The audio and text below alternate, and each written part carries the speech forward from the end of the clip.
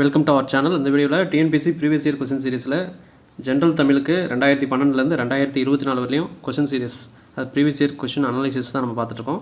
So இந்த 2012லேருந்து 2024 வரையும் 39 question பேப்பரை நம்ம கலெக்ட் பண்ணி மொத்தம் ஆல்மோஸ்ட் யூனிட் 9லேயும் அதாவது யூனிட் 8லேயும் ஒரு சில கொஸ்டின்ஸ்லாம் நம்ம கலெக்ட் பண்ணியிருக்கோம். ஸோ அப்போ ஒரு ஆல்மோஸ்ட் 4000+ கொஸ்டின்ஸை ரெஃபர் பண்ணி அந்த ப்ரீவியஸ் இயர் கொஸ்டின் சீரிஸ் நம்ம பார்த்துட்ருக்கோம். ஸோ அதில் இலக்கியமில் 7th டாபிக் லாஸ்ட் டாபிக் நம்ம பார்க்க போகிறோம். 7th லாஸ்ட் இது ராஜராஜ சோழ நூலா, இதுதான் பெண்டிங்காக இருந்துச்சு. இதை நம்ம இந்த வீடியோவில் பார்த்துடலாம். ஸோ இதுக்கு முன்னாடி திருக்குற்றால குறவஞ்சி, கலிங்கத்து பரணி, முத்தொள்ளாயிரம், தமிழ் விழுத்துவது, நந்தி கலம்பகம், முக்கூடற்பள்ளு, காவலிச்சந்து, முத்துக்குமாரசாமி பிள்ளை தமிழ், இது எல்லாமே வீடியோவாக போட்டாச்சு. நம்ம சேனலை கிளிக் பண்ணி சேனலை சப்ஸ்கிரைப் பண்ணிக்கோங்க. அப்போ தான் அடுத்தடுத்த வீடியோஸ் உங்களுக்கு நோட்டிஃபை ஆகும்.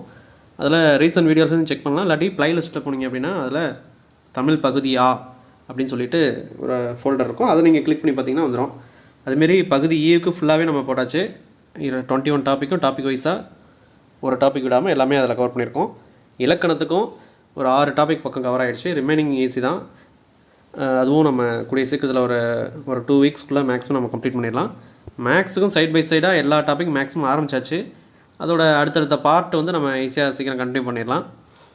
ஒரு சில இது கம்ப்ளீட் பண்ணியிருப்போம், ஒரு சில இதில் நம்ம ஆரம்பிச்சுட்ருப்போம் ஃபஸ்ட்டு பார்ட் அந்தமாரி.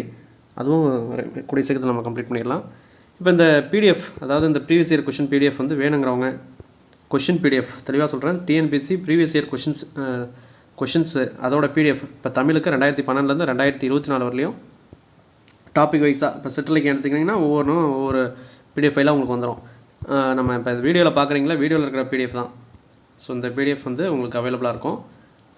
இது வந்து பார்த்திங்கன்னா ஜென்ரல் தமிழுக்கு எல்லா சிலபஸ்க்கும், அது இலக்கணமாக இருக்கட்டும், இலக்கியமாக இருக்கட்டும், தமிழர்களுக்கு தொண்டாக இருக்கட்டும், எல்லா சிலபஸ்க்கும், அதாவது தமிழில் இருக்கிற ஒரு டாப்பிக்கை விடாமல் எல்லாத்துக்கும் நம்ம previous year question analysis PDF files அவைலபிளாக இருக்குது. அதேமாதிரி மேக்ஸுக்கும் 2019லேருந்து 2024 வரலையும் கொஷின் தனியாக, அதாவது கொஷின் பிடிஎஃப் தனியாக, அதுக்கப்புறம் சால்வ் நம்ம யூடியூப்பில் வீடியோ போட்டுருக்கோம் பார்த்திங்களா, அந்த ஆன்சர் பிடிஎஃப் தனியாக, ரெண்டு இதுவுமே உங்களுக்கு வந்துடும். ஸோ இது எல்லாமே ஒரு மினிமம் சார்ஜஸ் தான். அதை கீழே டிஸ்கிரிப்ஷனில் கொடுத்துருக்கேன், செக் பண்ணி பாருங்கள். உங்களுக்கு அஃபோர்டபுளாக இருந்துச்சுன்னா நீங்கள் அதை பே பண்ணி வாங்கிக்கலாம். நம்ம ப்ரிப்பேர் பண்ணும்போது இது வந்து ப்ரீவியஸ் இயர் கொஸ்டின் அனலைசிஸ் பண்ணாமல் கண்டிப்பாக படிக்கக்கூடாது.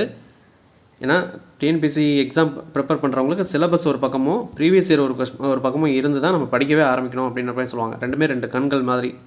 ஸோ அதை பார்த்துங்க. இந்த பிடிஎஃப் ஃபைல் வேணுங்கிறவங்க கீழே டிஸ்கிரிப்ஷன் செக் பண்ணி பார்த்து வாங்கிக்கோங்க. இது நிறைய பேர் பர்சனலாக வந்து கேட்டிங்க, பிடிஎஃப் என்ன கொடுப்பீங்க, என்ன இருக்கும் அப்படின்றத. அதுக்கு தான் நான் ஒவ்வொரு வீடியோவில் நான் சொல்லிட்டுருக்கேன். இருந்தாலும் ஒரு சில பேர் வந்து வீடியோ ஃபுல்லாக பார்ப்பீங்களா என்னன்னு தெரியல, நம்ம இதில் வந்து கேட்டுருந்தீங்க. தமிழுக்கு இலக்கணத்தில் 21 டாபிக் வந்துடும், இலக்கியத்தில் 10 டாபிக் வந்துடும், தமிழ் அறிஞர்களும் தொண்டமில் 21 டாபிக் இருக்கும். இதில் எல்லாத்துக்கும் வந்து ப்ரீவியஸ் இயர் கொஷின்ஸ், நோட்ஸ் கிடையாது, ப்ரீவியஸ் இயர் கொஷின்ஸ் 2012லேருந்து 2024 வரலையும். இப்போ ப்ரீவியஸ் இயர் கொஷினாக என்னது, இப்போ ராஜராஜ சோழன் நூலா அப்படின்னா இந்த 18 கொஷின் நான் சொல்லியிருக்கேன் பார்த்தீங்களா, இந்த பிடிஎஃப் உங்களுக்கு வந்துடும்.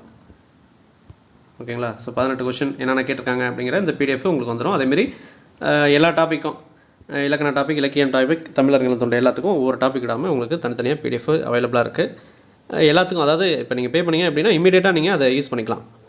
அதை பிரிண்ட் எடுக்க முடியுமான்னு ஒரு சில பேர் கேட்டிங்க. அது கண்டிப்பாக பிரிண்ட் எடுக்கலாம். அது உங்கள் வாட்ஸ்அப்பு பர்சனல் நம்பருக்கு அனுப்பிக்கலாம், இல்லை மெயிலுக்கு அனுப்பிக்கலாம், இல்லை அந்த டெலகிராம் ப்ரைவேட் குரூப்பில் நம்ம ஆட் பண்ணிடுவோம். அந்த குரூப் வந்து மேக்ஸிமம் பார்த்திங்கன்னா ஒரு 1 இயர்னாச்சும் இருக்கும், ஒரு 1 இயர்னாச்சும் வேலிடிட்டி உங்களுக்கு அவைலபிளாக இருக்கும். அதுக்கப்புறமும் சப்போஸ் அதை க்ளோஸ் பண்ணுற மாரி தான் நான் கண்டிப்பாக இன்ஃபார்ம் பண்ணுவேன். மேக்ஸிமம் மினிமம் நம்ம வந்து 1 இயர் வந்து அவைலபிளாக இருக்கும். ஸோ அப்போ அடுத்த குரூப் ஒரு விட்டால் கூட அதுக்கு யூஸ் பண்ணிக்கலாம், ஒன்றும் பிரச்சனை கிடையாது. வேணுங்கிறவங்க அதை ஜாயின் பண்ணிக்கோங்க. இப்போ நம்ம அதை பேசிக் இன்ட்ரொடக்ஷன் கிளாஸ் நம்ம பார்த்துட்டு அப்புறம் இதை நம்ம கொஷின் கன்டினியூ பண்ணிடலாம். ஸோ இப்போ இந்த ராஜராஜ சோழன் உலா, இல்லை ராசராச சோழன் உலா அப்படின்னு 2 விதமாக கூப்பிடலாம். ராஜராஜ சோழன் உலா அப்படின்னு சொன்னாலும் ஒன்று தான், ராசராச சோழன் எப்படின்னாலும் ஒன்று தான், ரெண்டும் ஒரே பேர் தான். சிலபஸில் என்ன கொடுத்துருக்காங்க, ராஜராஜ சோழன் உலா, அதனால் அப்படியே நம்ம பார்ப்போம். ராஜராஜ சோழன். ஸோ அப்போ உலானா என்ன அப்படின்றத ஃபஸ்ட்டு பார்ப்போம். அப்புறம் ராஜராஜ சோழன் உலா, அப்புறம் அதோட ஆசிரியர் யார் அப்படிங்கிறத பார்ப்போம். இப்போ உலா அப்படிங்கிறது 96 வகை சிற்றிலக்கியங்களில் ஒன்று அப்படின்னு சொல்கிறாங்க.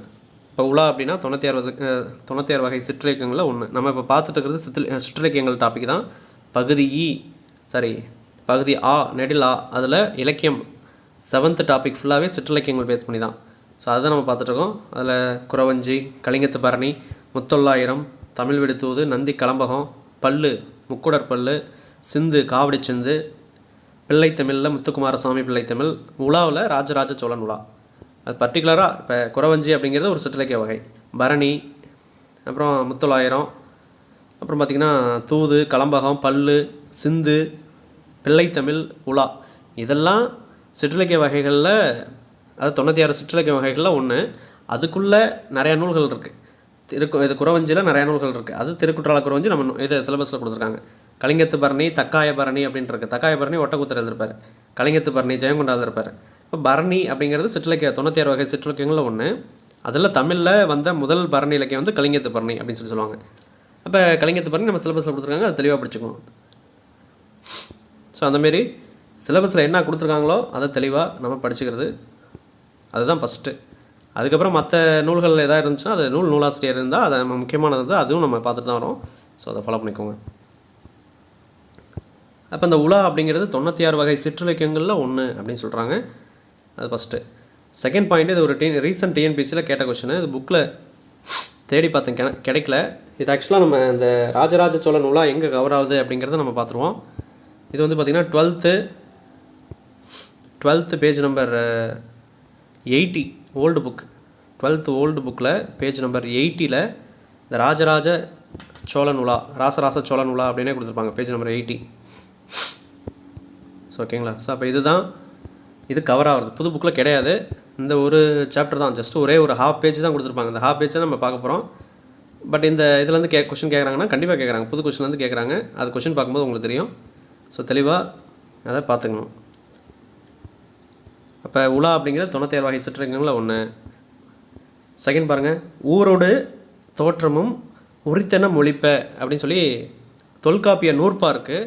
அந்த நூற்பாவுக்கு ஏற்ற ஒரு இலக்கிய வடிவம் தான் இந்த உலா அப்படின்னு சொல்கிறாங்க. இது ஒரு டிஎன்பிசியில் கொஷினில் கேட்டது. அதாவது ஊரோடு தோற்றமும், அதை கொஷின் பார்க்கும்போது தெளிவாக நான் சொல்கிறேன். ஊரோடு தோற்றமும் உரித்தன மொழிப்ப அப்படிங்கிற தொல்காப்பிய நூற்பாவிற்கு ஏற்பதொரு இலக்கிய வடிவம் என்ன அப்படின்னு கேட்டாங்கன்னா அது உலா அப்படிங்கிறது தான் ஆன்சர். டிஎன்பிசியில் ரீசன்ட் கொஷினில் கேட்டது, 2022-23 கேட்டது கொஷின். இது புக்கோட ப்ரூஃப் வந்து பார்த்திங்கன்னா அந்த 12th புக்கில் கிடையாது. மேபி நீங்கள் ஏதாவது புது புக்லேயோ இல்லை பழைய புக்லேயோ எங்கேயாவது பார்த்துருந்தீங்கன்னா அதை கீழே கமெண்ட் பண்ணுங்கள், அதை மற்றவங்களுக்கும் அது தெரியட்டும். இது எங்கே இருக்குது அப்படின்னா, நம்ம நெட்டில் போடும்போது அந்த தமிழ் விர்ச்சுவல் அகாடமி, அதாவது இந்த விர்ச்சுவல் அகாடமி தமிழ்நாடு கவர்மெண்ட் வந்து எக்ஸாம்ஸ், அது தமிழ் விர்ச்சுவல் அகாடமி அப்படின்னு சொல்லி ஒன்று ரன் பண்ணிகிட்ருக்காங்க. அதில் வந்து நிறைய கோர்சஸ் இருக்குது. ஸோ அதில் வந்து இலக்கியம் சார்ந்த கோர்சஸ்லாம் இருக்குது. அதில் நம்ம உலா பேஸ் பண்ணி நீங்கள் நெட்டில் சர்ச் பண்ணிங்கன்னா போதும், இந்த லைனை டைப் பண்ணிங்கன்னா அது வரும், தமிழ்நாடு விர்ச்சுவல் யூனிவர்சிட்டி இல்லை விர்ச்சுவல் அகாடமி அப்படின்னு சொல்லிட்டு வரும். ஸோ அதில் நான் இது கிராப் பண்ணி எடுத்திருந்தேன். பாருங்கள், உலா இலக்கியம் அப்படின்னு சொல்லி அதை ஆரம்பிச்சிருப்பாங்க. என்னென்னா இங்கே இருக்குது பாருங்கள், ஊரோடு தோற்றமும் உரித்தன மொழிப்ப அப்படின்றது என்ன சொல்கிறாங்க. உலா என்னும் சிற்றிலக்கியம் பாட்டுடை தலைவன் உலா வரும்போது பேதை, பெதும்பை, மங்கை, மடந்தை, அறிவை, தெரிவை, பேரிளம்பன் என்னும் 7 வகை பருவ மகளிர் காதல் கொண்டு மயங்கி நிற்பர். இது பரத்தையர் இயல்பு, குலமகளிர் இயல்பன்று, கலிவெண்பாவால் இதனை பாடுவர் அப்படின்னு சொல்லியிருக்காங்க. அடுத்தது பாருங்கள், ஊரோடு தோற்றமும் உரித்தன மொழிப்ப என்ற தொல்காப்பிய சூத்திரமே இதற்கு அடிப்படை அப்படின்னு சொல்கிறாங்க. இந்த அடிப்படை முதலில் காப்பியங்களில் ஒரு கூறாகி, அதாவது காப்பியங்களில் ஒரு கூறாகி இருந்துச்சான். அதுக்கப்புறம் பின்னால் வந்து தனி இலக்கியமாகவே உருவெடுத்து பாட்டுடை தலைவன் பவனியை பெரிதும் சிறப்பிக்கப்படுவதால் உலா என்று பெயர் பெற்றது அப்படின்னு சொல்கிறாங்க. அப்போ தொல்காப்பிய ஒரு சூத்திரம், தொல்காப்பிய ஒரு நூற்பா, அதுதான் நன்னூல் நூற்பாங்கிற மாரி தொல்காப்பியத்தில் ஒரு நூற்பா மாரி இருந்தது தான் அந்த ஊரோடு தோற்றமும் உரித்தன மொழிப்ப. ஊரோடு தோற்றம்னா என்ன, அந்த உலா வரும்போது அந்த 7 வகை பருவ பெண்கள் வந்து காதல் கொண்டு மயங்கி நிற்பாங்களாம் அப்படின்ற மாரி இதை குறிப்பிடுவாங்க. ஸோ அந்த தான். அப்போ ஊரோடு தோற்றமும் உரித்தன மொழிப்ப அப்படின்ற ஒரு தொல்காப்பிய நூற்பாவிற்கு ஏற்பது ஒரு இலக்கிய வடிவம் என்ன அப்படின்னு கேட்டாங்கன்னா அது உலா அப்படிங்கிறத ஆன்சர் பண்ணோம். அது ப்ரூஃப் தான் நான் இங்கே கொடுத்துருக்குறேன். இந்த இலக்கிய புக்கெலாம், அதாவது இந்த காலேஜில் படிப்பாங்க பார்த்தீங்களா, இலக்கிய புக்கெலாம் அதெல்லாம் கவர் ஆகும். அடுத்து பாருங்கள், பாட்டுடை தலைவன் உலா வருதலை சிறப்பித்து பாடுதலின் இப்பெயர் பெற்றது அப்படின்னு சொல்கிறாங்க. ஸோ பாட்டுடை தலைவன் வந்து உலா வர்றதுனால அவரை சிறப்பித்து பாடுறதுனால இது வந்து உலா அப்படின்ட்டு பெயர் பெற்றுச்சு. இப்போ உலானா என்ன, பவனி வரல்.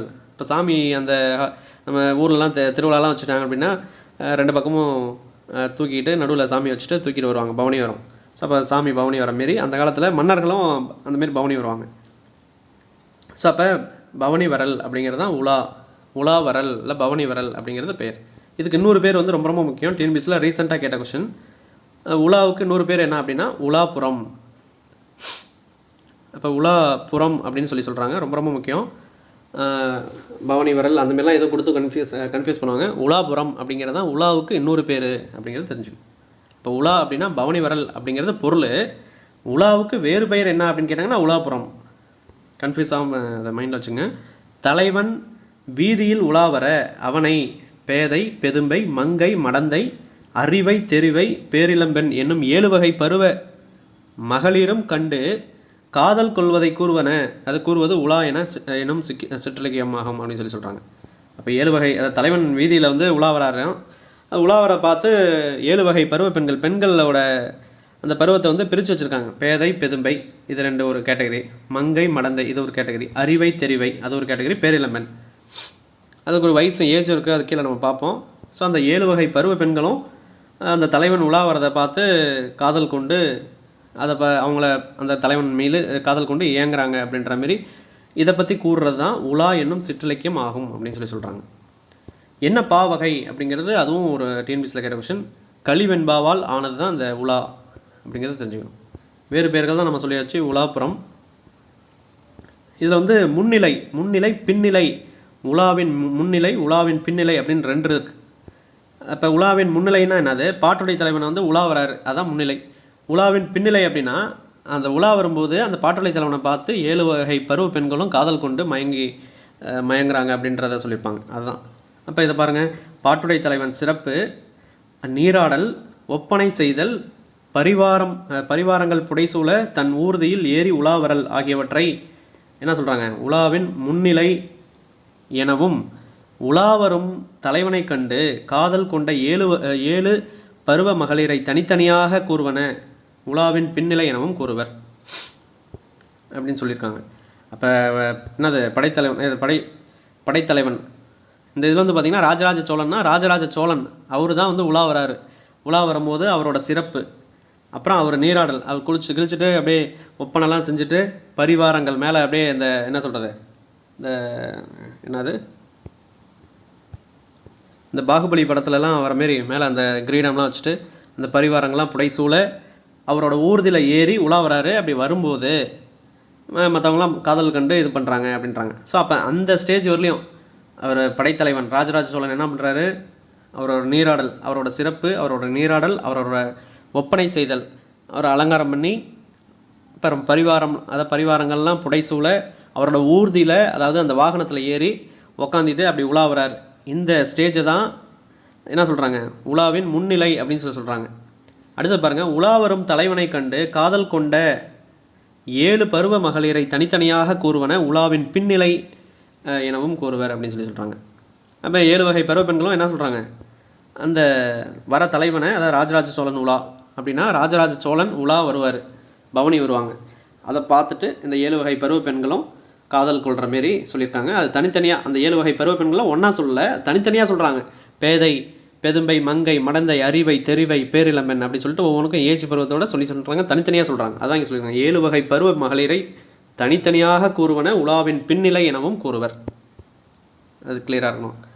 இப்போ அந்த 7 வகை பருவ பெண்களின் வயது முறை அப்படிங்கிறத தெரிஞ்சுக்கலாம். பேதை பெதும்பை மங்கை மடந்தை அறிவை தெரிவை பேரிளம்பெண் இதை எப்படி கிளாஸிஃபை பண்ணலாம் அப்படின்னா பேதை பெதும்பை மங்கை மடந்தை அறிவை தெரிவை பேரிளம்பெண் இப்படி ஈஸியாக கிளாஸிஃபை பண்ணிக்கலாம். 7 வகை இருக்கும். இந்த ஆர்டர் முக்கியம், அதேமாரி இந்த ஏஜும் முக்கியம். ரெண்டுமே கேட்குறாங்க. இதெல்லாம் கொடுத்துருக்கேன் பாருங்கள். டிஎன்பிசி அப்படின்னு சொல்லிட்டு அப்படின்னா ஏஜும் கேட்குறாங்க, இந்த ஆர்டரும் கேட்குறாங்க. பேதை பெதும்பை மங்கை மடந்தை அது என்ன சொல்லுவாங்க? மங்கை பெதும்பை மடந்தை பேதை அப்படின்னு மாற்றி கொடுத்துருப்பாங்க. அகர வரிசையில் சீர் செய்கிற மாரி அகர வரிசையில் நம்ம கரெக்டாக ஆர்டராக எழுதணும் பார்த்தீங்களா, அந்தமாரி எழுத சொல்லுவாங்க. அப்போ இந்த 7 இது ஆர்டர் முக்கியம். இப்போ ஃபஸ்ட்டு நான் பேதை பெதும்பை மங்கை மடந்தை அறிவை தெரிவை பேரிளம்பெண் அவ்வளோதான். அப்போ இந்த ஆர்டர் தெளிவாக பார்த்துக்கணும். பேதைனா என்ன சொல்கிறாங்க? 5 to 7 வயசு. அதுக்கப்புறம் பெதும்பை அப்படின்னா 8 to 11 வயசு. மங்கை அப்படின்னா 12 to 13 வயசு. மடந்தை அப்படின்னா 14 to 19 வயசு. அறிவை அப்படின்னா 20 to 25 வயசு. தெரிவை அப்படின்னா 26 to 32 வயசு. பேரிளம்பெண் அப்படின்னா 33 to 40 வயசு. இந்த ஏஜும் ரொம்ப முக்கியம். இப்போ தெரிவை அப்படிங்கிற பெண்ணின் பருவ வயது என்ன அப்படின்னு டிஎன்பிஎஸ்சியில் கேட்டிருக்காங்க. அதான் இங்கே டிஎன்பிஎஸ்சின்னு போட்டிருக்கேன். 26 to 32 வயது. அப்புறம் மடந்தை அப்படிங்கிற பெண்ணோட பருவ வயது என்ன? 14 to 19. ஸோ அப்போ இதையும் தெளிவாக படிச்சுக்கணும், இந்த ஆர்டரும் தெளிவாக படிச்சுக்கணும்.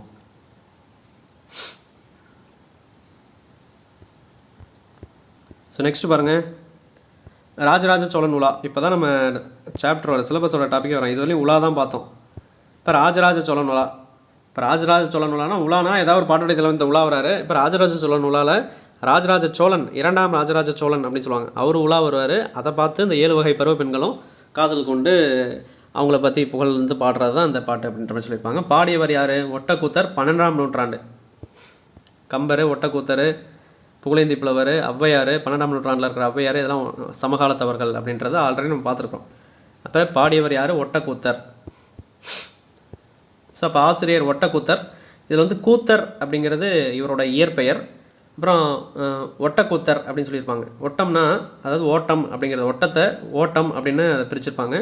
ஓட்டம் அப்படின்னா பந்தயம் அப்படின்னு சொல்லுவாங்க. இப்போ பந்தயம் வைத்து பாடுவதில் வல்லவர் அப்படின்னு இவரை குறிப்பிடுவாங்க. அதனால் கூத்தர் அப்படிங்கிறது இவரோட இயற்பெயர். பந்தயம் வைத்து பாடுவதில் வல்லவராக இருந்ததுனால இவரை ஒட்டக்கூத்தர் அப்படின்னு முழு பெயராக கூப்பிட்ருக்காங்க. இப்போ ஒட்டக்கூத்தர் அப்படிங்கிறது தெளிவாக பார்த்துக்கணும். அதேமாரி உலா பாடுவதில் வல்லவர் அப்படின்னு குறிப்பிட்டிருப்பாங்க, அதையும் நம்ம தெளிவாக பார்த்துக்கணும். உலா பாடுவதில் வல்லவர் இவர் தான். பந்தயம் வைத்து பாடுவதில் வல்லவர் யாருன்னு கேட்டாலும் ஒட்டக்கூத்தர் தான். கூத்தர்னா இயற்பெயர், ஒட்டம்னா பந்தயம், ஓட்டம் அப்படின்னா பந்தயம், பந்தயம் வைத்து பாடுவதில் வல்லவர் இவர். அடுத்து பாருங்கள், விக்ரமச்சோழன். அது விக்ரமச்சோழன் உலா. அதை 3 சோழன் அமைச்சரவையிலையும் இது செல்வாக்கூட வாழ்ந்திருப்பார். என்னது? விக்ரமச்சோழன், 2ஆம் குலோத்துங்க சோழன், 2ஆம் ராஜராஜ சோழன் ஆகிய 3 மன்னர்களின் அவைகளிலும் செல்வாக்கோடு விளங்கியவர். அப்போ யாராவது ஒருத்தர்னா அந்த பர்டிகுலர் அவையில் தான் வாழ்ந்திருப்பாங்க. இப்போ கம்பராக இருக்கட்டும், அப்புறம் ஜெயங்கொண்டாராக இருக்கட்டும், கலிங்கத்து பரணி, இந்தமாரி நம்ம நிறையா இலக்கியங்கள் பார்த்துருக்கோம். அந்த 2ஆம் குலோத்துங்க சோழன், அபிநாய சோழன் அப்படின்னு சொல்லிட்டு ஒவ்வொரு என்ன சொல்கிறேன் அந்த பர்டிகுலர் சோழ இதில் அரசவை புலவராக விளங்கியிருப்பாங்க. பட் ஆனால் இவர் ஒட்டக்கூத்தர் என்ன பண்ணியிருக்காரு? விக்ரமச்சோழன் அவரோட பீரியட்லேயும் சரி, 2ஆம் குலோத்துங்க சோழன் அவர் காலத்துலேயும் சரி, 2ஆம் ராஜராஜ சோழன், இவங்க 3 மன்னர்கள் காலத்துலேயும் அவையிலையும் செல்வாக்கோடு விளங்கியிருக்கார். இப்போ 3 தலைமுறையில் இவர் வாழ்ந்திருக்குங்கிற மாரி அந்தளவுக்கு முக்கியமானவர் ஒட்டக்கூத்தர். இந்த மூவரை பற்றி இவர் பாடிய 3 உலாக்களும் மூவர் உலா எனப்படுகிறது அப்படின்னு சொல்கிறாங்க. அப்போ இவர் மூவர் உலா, அது மூவர் உலா அப்படிங்கிற நூலோட ஆசிரியர் யார் அப்படின்னா ஒட்டக்கூத்தர் தான். மூவர் உலானா என்ன? விக்ரமச்சோழன் உலா, 2ஆம் குலோத்துங்க சோழன் உலா, 2ஆம் ராஜராஜ சோழன் உலா அப்படின்னு சொல்லிட்டு என்ன சொல்கிறாரு? இந்த விக்ரமச்சோழனுக்கு ஒரு உலா எழுதியிருக்காரு. உலா அப்படிங்கிற சிற்றிலக்கிய வகைகள் எழுதியிருக்காரு. இது 2ஆம் குலோத்துங்க சோழனுக்கும் என்ன சொல்கிறார்? உலா எழுதியிருக்காரு. 2ஆம் ராஜராஜ சோழனுக்கும் உலா எழுதியிருக்காரு. அதை தான் இங்கே கீழே கொடுத்துருக்காங்க. விக்ரமச்சோழன் உலா, 2ஆம் குலோத்துங்க சோழன் உலா, 2ஆம் ராஜராஜ சோழன் உலா அப்படின்னு சொல்லிட்டு 3 வகையான உலாக்களை எழுதியிருக்காரு. யாருக்கு? 3 வகையான சோழ மன்னர்களை பற்றி 3 வகையான உலாவை எழுதியிருக்காரு. அந்த 3ஐயும் கம்பைன் பண்ணி தான் மூவர் உலா அப்படின்னு சொல்கிறாங்க. இப்போ மூவர் உலா அப்படிங்கிறது எதை பற்றி, எந்த மன்னர்களை பற்றி குறிப்பிடுது? சேரரா, பாண்டியரா, சோழரா அப்படின்னு குறிப்பிட்டிருப்பாங்க. சோழ மன்னர்களை பற்றி குறிப்பிடுது. இது ஒரு டிஎன்பிஎஸ்சி கொஷின். மூவர் உலா அப்படிங்கிறது பாண்டிய மன்னர்களா, இல்லை சேர மன்னர்களா, இல்லை சோழ மன்னர்களா அப்படி யாரை பற்றி பாடப்பட்டுச்சு அப்படின்னா சோழ மன்னர்கள் அப்படிங்கிறத தெளிவாக பார்த்துக்கணும். இப்போ இவரோட நூல்களில் தான் மூவர் உலா அப்படிங்கிறது வருது. இந்த மூவர் உலானா என்னென்னா 3 சோழ மன்னர்கள் அரசவையில் இவர் ஒரு செல்வாக்கோடு வாழ்ந்தவர். அப்போ செல்வாக்கோடு வாழும்போது ஒவ்வொரு சோழனை பற்றி புகழ்ந்து பாடுறது தான் அந்த உலா. விக்ரமச்சோழன் உலா, 2ஆம் குலோத்துங்க சோழன் உலா, 2ஆம் ராஜராஜ சோழன் உலா அப்படின்னு சொல்லி பாடியிருக்காரு. அது 3ஐயும் கம்பைன் பண்ணால் தான் மூவர் உலா அப்படின்றது நம்ம குறிப்பிட்டிருக்காங்க. அடுத்து பாருங்கள், தக்காய பரணி அப்படிங்கிற ஒரு நூல். கலிங்கத்து பரணி ஜெயங்கொண்டார் வந்தார். தக்காய பரணி தமிழில் வந்த முதல் பரணி இலக்கியம்னா கலிங்கத்து பரணின்னு சொல்லுவாங்க. அதுக்கப்புறம் வந்ததெல்லாம் அந்த தக்காய பரணி. இந்த தக்காய பரணியோட ஆசிரியர் யார்? ஒட்டக்கூத்தர். அப்போ இதுவும் ஒரு பொறுத்துக்களை கேட்டிருக்காங்க. தக்காய பரணியோட ஆசிரியர் யாருன்னா ஒட்டக்கூத்தர்.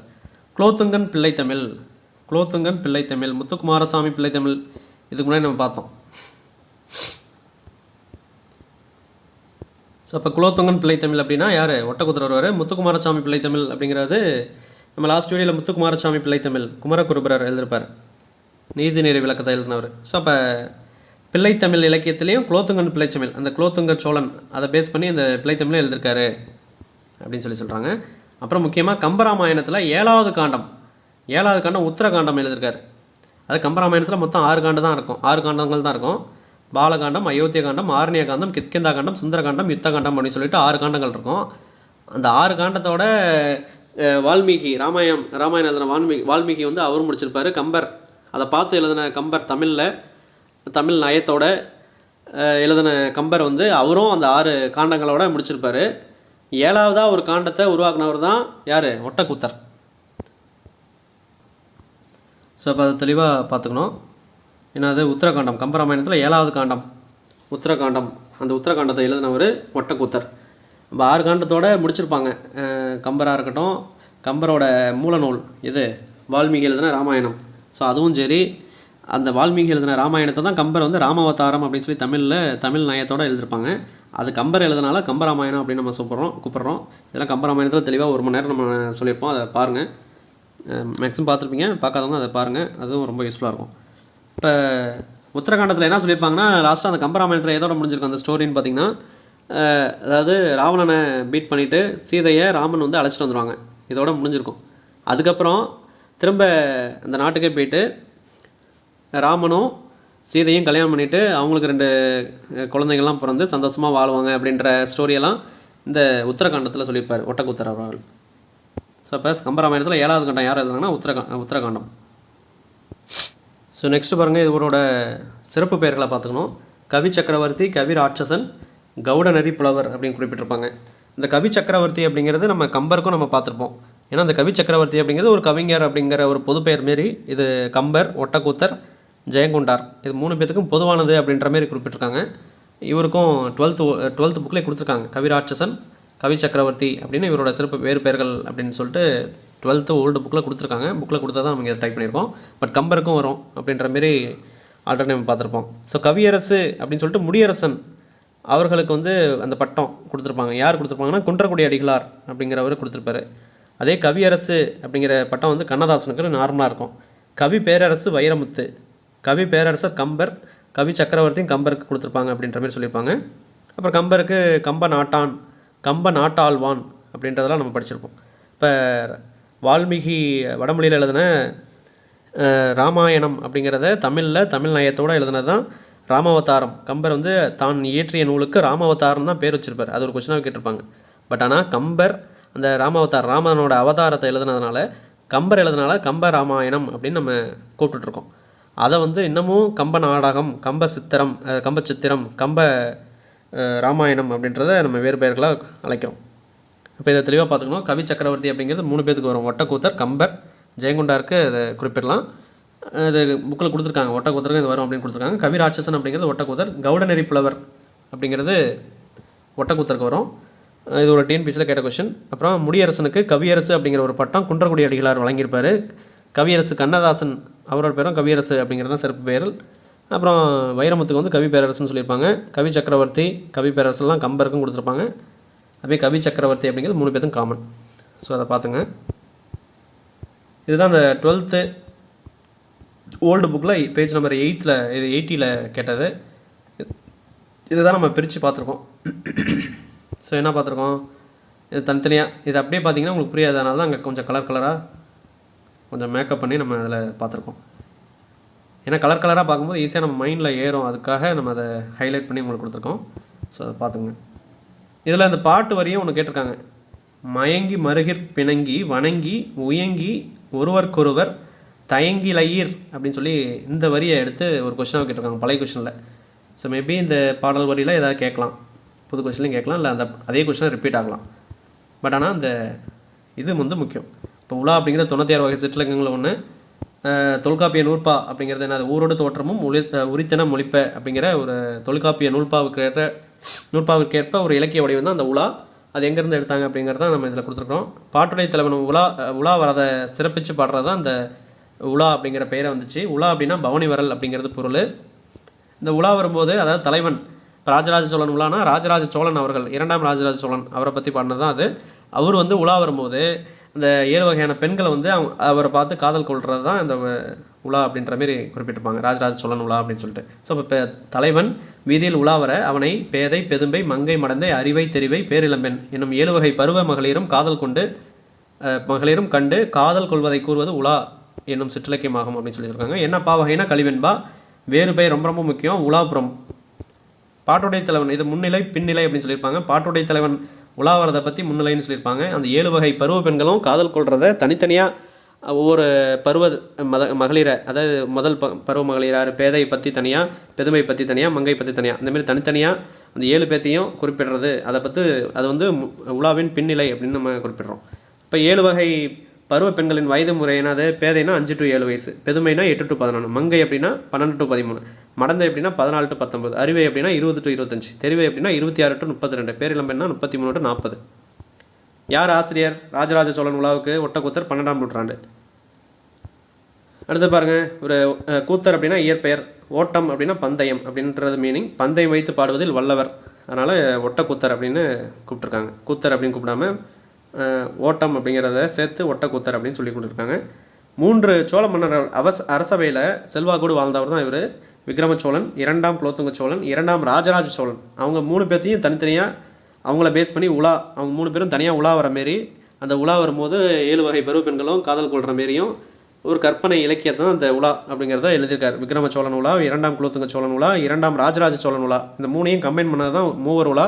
இந்த மூவர் உலா எதை பற்றி அப்படின்னா சோழ மன்னர்களை பற்றி சொல்லியிருப்பாங்க. தக்காய பரணியை இயற்றியவன் இவர் தான். குலோத்துங்கன் பிள்ளை தமிழ் இவர் தான். முத்துக்குமாரசுவாமி பிள்ளை தமிழ் வந்து குமரகுருபரர் வருவார். கம்பராமாயணம் 7வது காண்டம் உத்தரகாண்டம். ராமன் சீதையை மீட்டுட்டு போயிட்டு கல்யாணம் பண்ணிவிட்டு, அதாவது ஆல்ரெடி கல்யாணம் பண்ணியிருப்பார், குழந்தைங்கள்லாம் பெற்றுக்கிட்டு ஜாலியாக இருப்பார். அதை பற்றி குறிப்பிட்டிருப்பாங்க இந்த 7வது காண்டத்தில். கவி சக்கரவர்த்தி அப்படிங்கிறது 3 பேருக்கு காமன், ஒட்டக்கூத்தர், கம்பர், ஜெயங்கொண்டார். கவி ராட்சசன் அப்படிங்கிறது ஒட்டக்கூத்தர். கவுடனரி புலவர் அப்படிங்கிறது ஒரு கொஸ்டினாக கேட்டிருக்காங்க. புக்கோட ப்ரூஃப் இதில் இந்த ஒரு பாடல் மட்டும் ப்ரீவியஸ் இயரில் கேட்ட கொஸ்டின். இப்போ 18 கொஸ்டின் நம்ம பார்த்துடலாம். ஸோ இப்போ இங்கே பாருங்கள், ஃபஸ்ட்டு கொஸ்டின் இதெல்லாமே நம்ம டெஸ்டினிங் ஆர்டில் பார்க்க போகிறோம். 2024 to 2012 அப்படி டெஸ்டினிங் ஆர்டில் பார்க்க போகிறோம். இப்போ உலா அப்படிங்கிற உலா என்னும் சிற்றிலக்கியத்திற்கு வழங்கப்படும் மற்றொரு பெயர், வேறு பெயர்னாலும் மற்றொரு பெயர்னாலும் வேணும் தான். இப்போ உலா அப்படிங்கிற சிற்றிலக்கியத்துக்கு வழங்கப்படும் மற்றொரு பெயர் என்ன அப்படின்னு கேட்குறாங்க. நம்ம ஆல்ரெடி சொல்லியிருக்கிறோம், உலாபுரம். இந்த உலா மடல், உலாகுரம், உலா மடம் எல்லாம் ஒரே மாரி தான் இருக்கும், அதை போட்டக்கூடாது. உலாபுரம். இப்போ உலா அப்படிங்கிறதுக்கு வேறு பெயர்கள் என்னென்னா உலாபுரம். தெளிவாக பார்த்துங்க. இது எங்கே இருக்குன்னு பார்த்துருவோம். ஸோ நியூ கொஷின் தான், பட் ஆனால் ஓல்டு புக்கு ராஜராஜ சோழன் உலா, ஆனால் புது புக்கில் இல்லை. அதனால் சிலபஸில் இருக்குது, தமிழ் சிலபஸில் இருக்குது. நியூ புக்கில் அந்த டாபிக் இல்லை, ஓல்டு புக்கில் தான் இருக்குது. அதுவும் ஓல்டு புக்கு 12வது புக்கில் தான் இருக்குது. அப்படிங்கும்போது அதில் கொடுத்துருக்காங்க பாருங்கள். இது கலிவெண்பாவால் இயற்றப்படும். இது ஒரு கொஸ்டின் கேட்டிருந்தாங்க. இவ்விலக்கியம் உலாபுரம் எனவும் வழங்கப்படும். உலாபுரம் அப்படிங்கிறது இங்கே கொடுத்துருக்காங்க. ஸோ அப்போ ஃபஸ்ட்டு கொஸ்டினுக்கு ஆன்சர் எங்கே இருக்குது அப்படின்னா 12th ஓல்டு புக்கில் இருக்குது.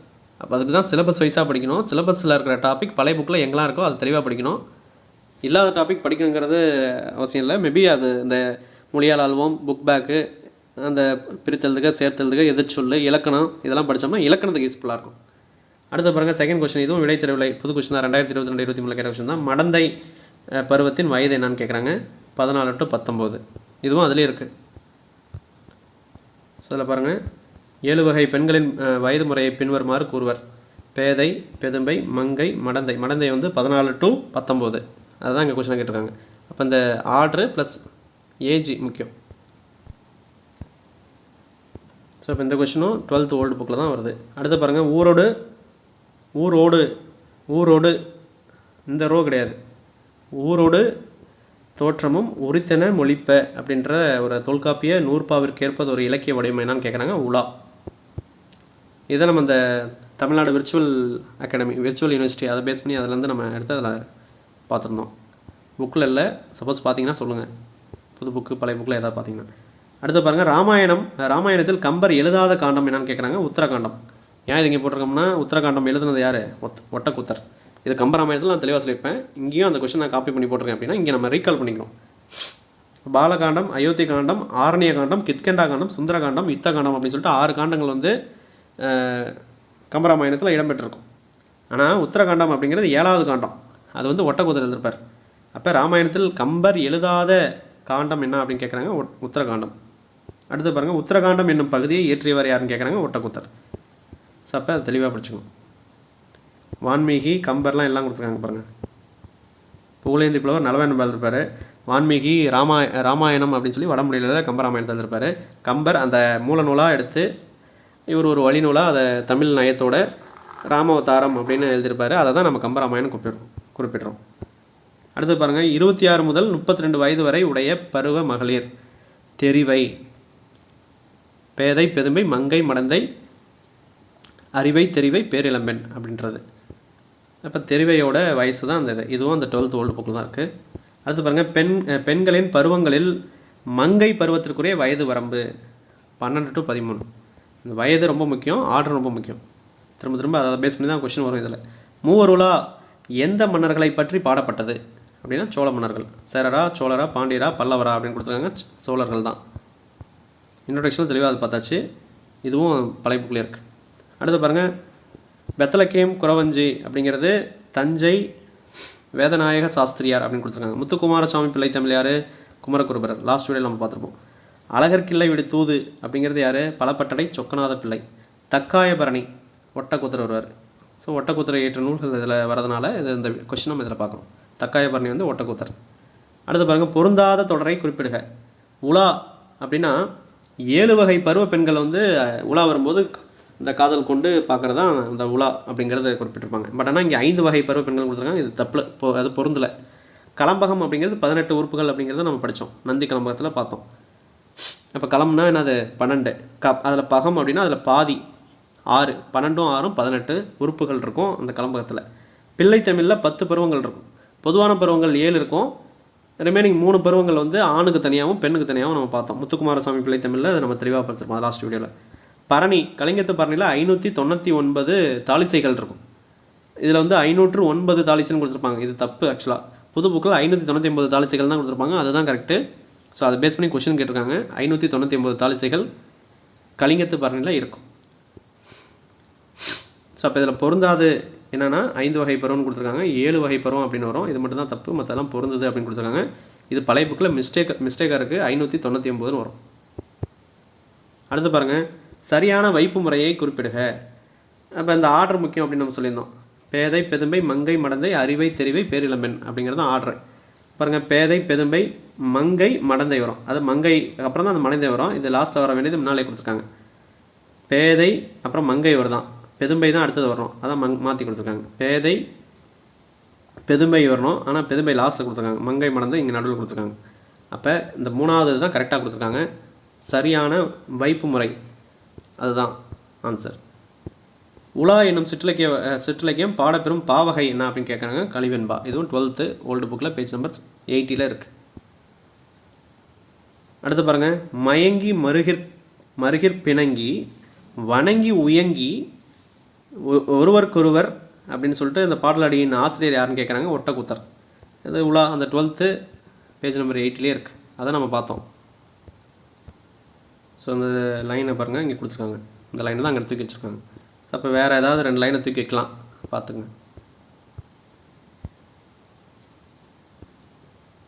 ஸோ நெக்ஸ்ட்டு ராஜராஜ சோழ நுலாவை பாடியவர் யாருன்னு கேட்குறாங்க. ஒட்டக்கூத்தர். இப்போ 3 பேரை பற்றி பாடியிருப்பார். ஸோ இந்த விக்ரம சோழ நுலா, அதுக்கப்புறம் 2ஆம் குலோத்துங்க சோழன், அப்புறம் ராஜராஜ சோழன் 3 பேர்த்தையும் தனித்தனியாக பாடியிருப்பார் உலா அப்படிங்கிற பேரில். அதை 3ஐயும் கம்பைன் பண்ணால் தான் மூவர் உலா. ஸோ அப்போ மூவர் உலான்னு கேட்டாலும் இவர் தான். ராஜராஜ சோழனுலா, அப்புறம் விக்ரம சோழன் உலா, 2ஆம் குலோத்துங்க சோழன் உலா அப்படின்னு தனித்தனியாக கேட்டாலும் அவர் தான். அடுத்து பாருங்கள் பிள்ளை தமிழ் என்ற பெயரில் ஒரு தனிநூலினை செய்த முதல் ஆசிரியர் யாருன்னு கேட்குறாங்க. குலோத்துங்கன் பிள்ளை தமிழ் அப்படின்றத எழுதியிருக்காரு. பிள்ளை தமிழ் என்ற பெயரில் ஒரு தனி நூலினை செய்த முதல் ஆசிரியர் யாருன்னு கேட்டிருக்காங்க. ஒட்டக்கூத்தர். இப்போ குலோத்துங்கன் பிள்ளை தமிழோட ஆசிரியர் தான் இவர். ஸோ அப்போ இவரோட நூல்களை நம்ம சொல்லியிருக்கோம். எல்லாமே ஓல்டு புக்கில் இருக்குது. ஸோ நெக்ஸ்ட்டு பாருங்கள் கவுடநெறி புலவர் என அழைக்கப்பட்டவர் யாருன்னு கேட்குறாங்க. ஸோ அதுவும் ஒட்டக்கூத்தர் தான். ஸோ கவுடநெறி புலவர் அப்படின்னா ஒட்டக்கூத்தர். அடுத்தது பாருங்கள் பொறுத்துக நூலாசிரியர் கொடுத்துருக்காங்க. மூவர் உலா ஒட்டக்கூத்தர் வந்துடும். கலிங்கத்து பரணி ஜெயங்கொண்டார். ஏர் எழுவது சிலை எழுவது சரஸ்வதி எந்தாதி சடகோபர் எந்தாதி திருக்கை வழக்கம் இதெல்லாமே அதை கம்பராமாயணம் இதெல்லாமே கம்பர் வந்துடுவார். நலவெண்பா புகழேந்தி புலவர். இப்போ இவங்க எல்லாமே அந்த 12ஆம் நூற்றாண்டு சேர்ந்தவங்க தான். அடுத்து பாருங்கள் யூனிட் 8 தமிழ் பேஸ் பண்ணி உள்ள கொஷினு. கீழ்கண்டவற்றுள் பெண்களின் பருவநிலைகளை வரிசைப்படுத்துக. அப்போ இங்கே கொடுத்துருக்காங்க பாருங்கள். என்னது வரும்?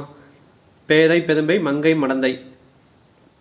பேதை பெதும்பை மங்கை மடந்தை அறிவை தெரிவை பேரிளம்பெண்.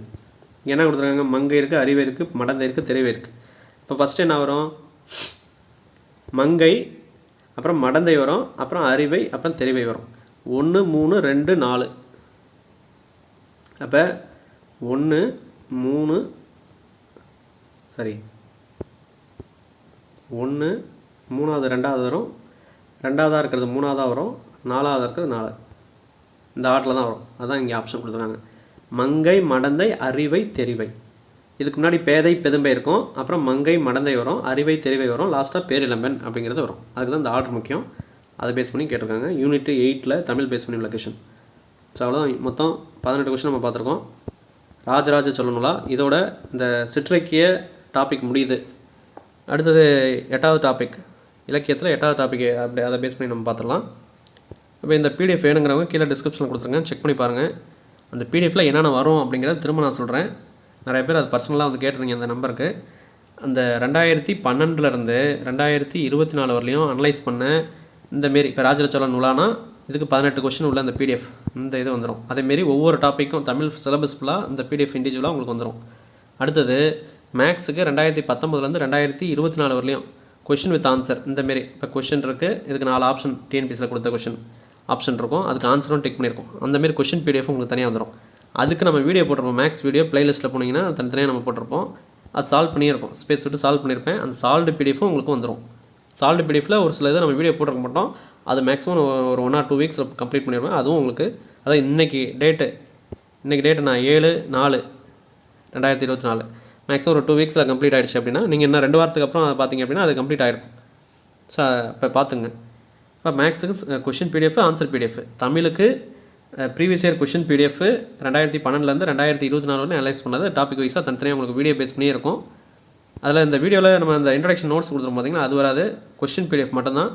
அது தெளிவாக பார்த்தீங்கன்னா போதும். அந்த நோட்ஸ் நீங்களாக உங்கள் ஓன் ஸ்டைலில் ஜஸ்ட் ஒரு 5 மினிட்ஸில் ஒரு டாபிக் நீங்கள் ஒரு ஷார்ட் நோட்ஸோ எழுதி வச்சிருக்கீங்க அப்படின்னா அதில் வேறு ஏதாவது அப்டேட் பண்ணுறதுக்கு உங்களுக்கு யூஸ்ஃபுல்லாக இருக்கும். பட் ஆனால் ப்ரீவியஸ் இயர் கொஷினை தெளிவாக நீங்கள் பிரிண்ட் போட்டு படிக்கிறது ரொம்ப நல்லது. ஃபாலோ பண்ணிக்கோங்க. ஸோ இந்த வீடியோ எப்படின்னு சொல்லி கமெண்ட்டில் சொல்லுங்கள்.